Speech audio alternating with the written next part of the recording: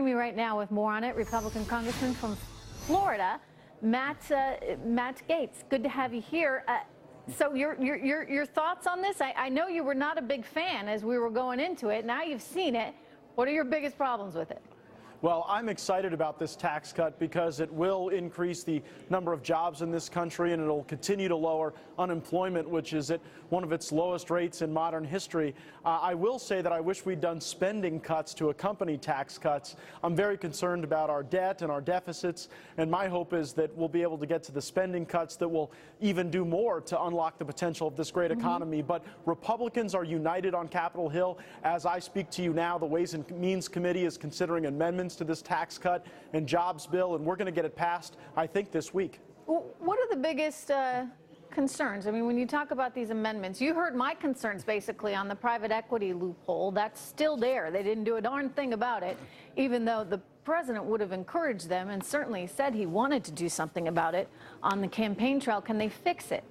Sure, this legislation is going to undergo a number of changes in the House, and then the Senate will have their whack at things, and we'll go to conference and end up with a final product. I think you'll note a major difference here, Trish, between the tax process and the health care process that was largely top-down and where there wasn't this robust discussion at the committee level. So I think that we've got a process that will produce a good bill. I like the fundamentals of this legislation, and let's make sure that in any fixes we do, we don't inadvertently discourage investment. One of the things that's really helped us in the Trump economy is that just in anticipation of tax cuts and regulatory reform, we've seen the market do well. We've seen investor confidence and consumer confidence continue to grow, and we don't want to do anything to impair that. We just want to see this economy take off. What do you mean by that? Are you specifically referencing private equity and carried interest?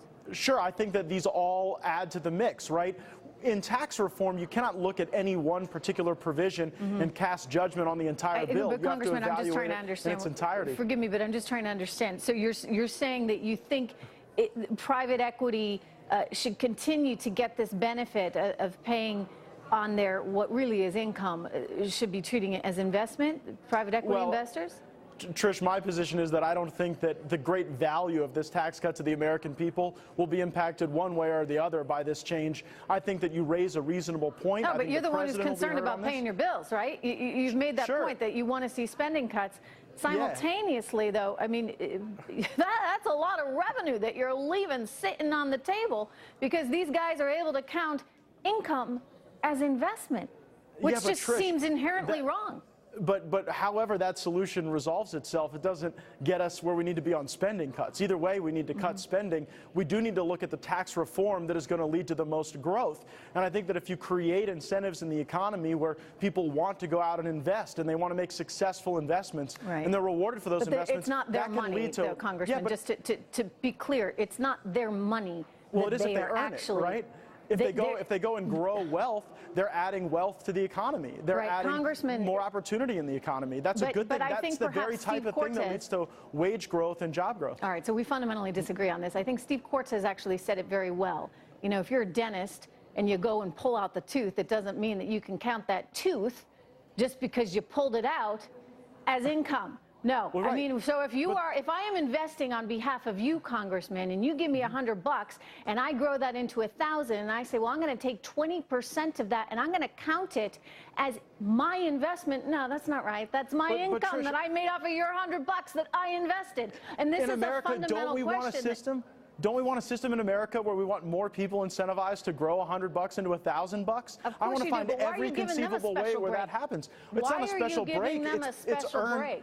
No, it's that which grows the economy. Look, I'm not taking the position that this can't or shouldn't be changed. I think everything should be on the table. But I just don't want to be so reactionary to the point where we get rid of some of the elements of this tax reform that actually create incentives to turn $100 into $1,000. You know, we want as many people doing that as possible. President Trump said it very well over and over and over again on the campaign trail. There is no reason for the private equity loophole that benefits some Wall Street investors, but not the rest of America.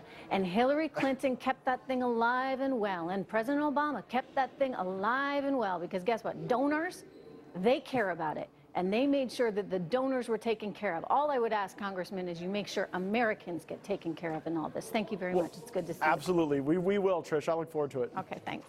All right, President.